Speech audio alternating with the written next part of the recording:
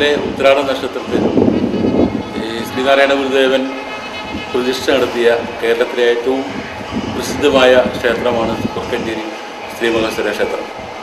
ഇവിടുത്തെ തൈപ്പൂയ മഹോത്സവം മകരമാസത്തിലെ പൂയം നാളിൽ ഇവിടെ വളരെ ഗംഭീരമായി ആഘോഷിക്കുകയാണ്. ഈ ക്ഷേത്രത്തെ സംബന്ധിച്ചിടത്തോളം ഏതാണ്ട് കഴിഞ്ഞ 60 വർഷമായി ഈ തൈപ്പൂയ മഹോത്സവം ഇവിടെ ആഘോഷിച്ചു വരുന്നു. വിവിധ ദേശങ്ങളിൽ നിന്നുള്ള ഉത്സവങ്ങളും അതുപോലെ തന്നെ വിവിധ ദേശങ്ങളിൽ വരുന്ന കാവടികളും, മനോഹരമായ പൂക്കാവടികളും ഭസ്മക്കാവടികളുമായിട്ട് വരുന്ന ആഘോഷം വളരെയധികം ജനങ്ങളെ ആകർഷിക്കുന്നു.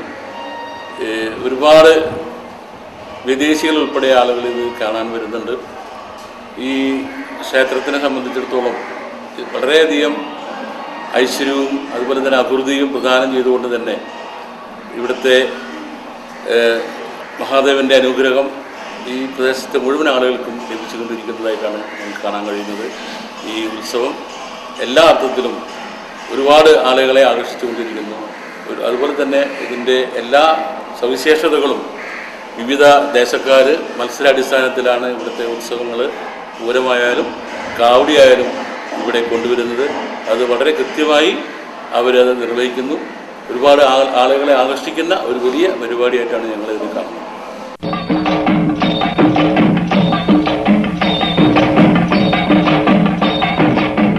കൂർക്കഞ്ചേരി ശ്രീമഹേശ്വര ക്ഷേത്രത്തിലെ ഉത്സവം ഉപദേവനായ ശ്രീ സുബ്രഹ്മണ്യദേവന്റെ അനുഷ്ഠാന വിശേഷങ്ങളുമായി ബന്ധപ്പെട്ട തൈപ്പൂയ നാളിലാണ്. മലയാളദേശത്തെ മകരമാസം തമിഴകത്ത് തൈമാസമായി അറിയപ്പെടുന്നു. തൈമാസത്തിലെ പൂയൻ നക്ഷത്രത്തിൽ കേരളത്തിലും തമിഴ്നാട്ടിലുമുള്ള സുബ്രഹ്മണ്യ ക്ഷേത്രങ്ങളിൽ ആഘോഷമായ കാവടിയാട്ടം കൊണ്ടാടുന്നു. ഇത് താളമേള വർണ്ണപ്രപഞ്ചങ്ങളുടെ വിസ്മയ കാഴ്ചയൊരുക്കുന്ന കുറുക്കഞ്ചേരി മഹാദേവ ക്ഷേത്രത്തിലെ തൈപ്പൂയ കാവടിയാട്ടമാണ്.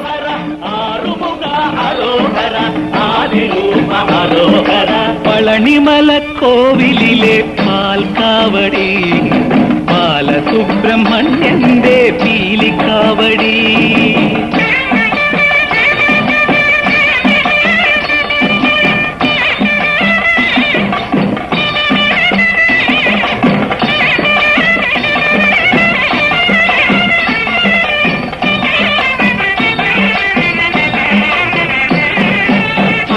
കാവടി, അഗ്നിക്കാവടി, അഭിഷേക കാവടി, കാവടി, അന്നകാവടി, അഗ്നിക്കാവടി, അഭിഷേക കാവടി, കാവടി, കന്നിക്കാവടി, കളഭക്കാവടി, കർപ്പൂര കാവടി, കാവടി.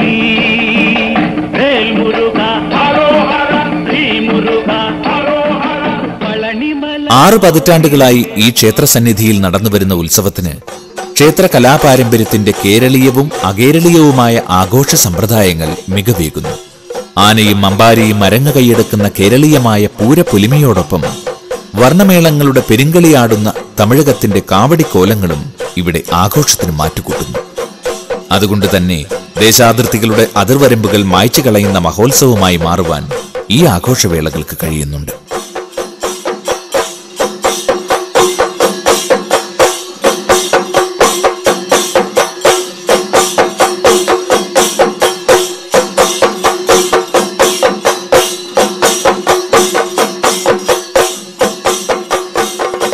വിവിധ ദേശങ്ങളിൽ നിന്ന് വരുന്ന പൂരങ്ങളും കാവടിയാട്ടങ്ങളുമാണ് 24 മണിക്കൂർ നീണ്ടു നിൽക്കുന്ന ഈ ഉത്സവത്തിന്റെ മുഖ്യ ആകർഷണം.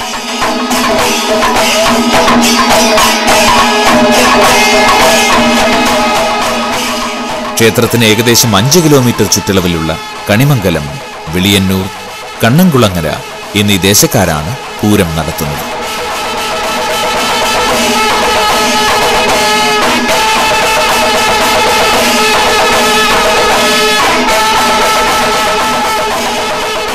ഓരോ ദേശക്കാർക്കുമുള്ള കോലങ്ങൾ ക്ഷേത്രത്തിൽ നിന്ന് പൂജിച്ചു നൽകുന്നു.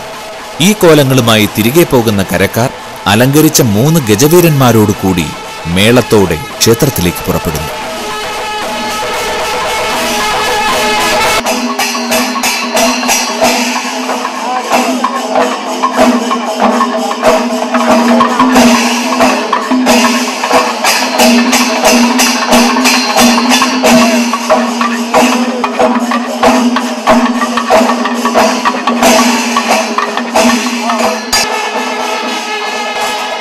പൂരപ്പുറപ്പാടുമായി ക്ഷേത്രത്തിലെത്തുന്ന കരക്കാർ ഓരോരുത്തർക്കും നിർദ്ദേശിച്ചിട്ടുള്ള പന്തലിൽ അണിനിരക്കുന്നു. പിന്നീട് മത്സര സ്വഭാവത്തോടെയുള്ള പഞ്ചവാദ്യഘോഷത്തോടെ 3 പൂരങ്ങളും ക്ഷേത്രത്തിനുള്ളിൽ പ്രവേശിക്കുന്നു. 3 കരക്കാരും അണിനിരന്ന് കഴിഞ്ഞാൽ പിന്നെ ആഘോഷമായ കൂട്ടിയെഴുന്നള്ളത്താണ്.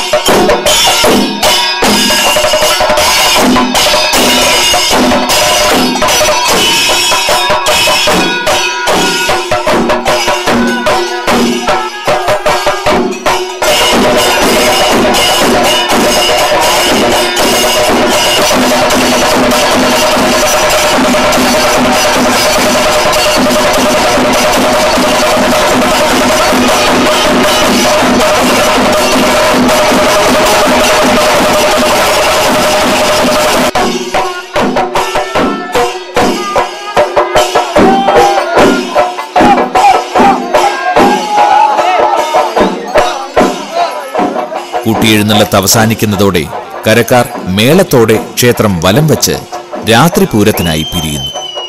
രാത്രിപൂരം പകൽപൂരത്തിന്റെ ആവർത്തനമാണ്.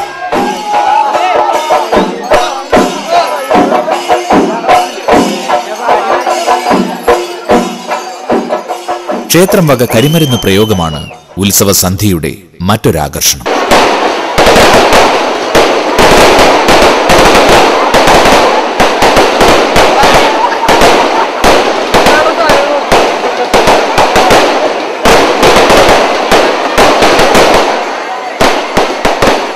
കരിമരുന്നുകൊണ്ടുള്ള കലാവിരുതുകൾക്ക് സാക്ഷ്യം വഹിച്ചുകൊണ്ട് അലങ്കാരപൂർണമായ ക്ഷേത്രാങ്കണം പൂർവാധികം ഭംഗിയോടെ ശോഭിക്കും.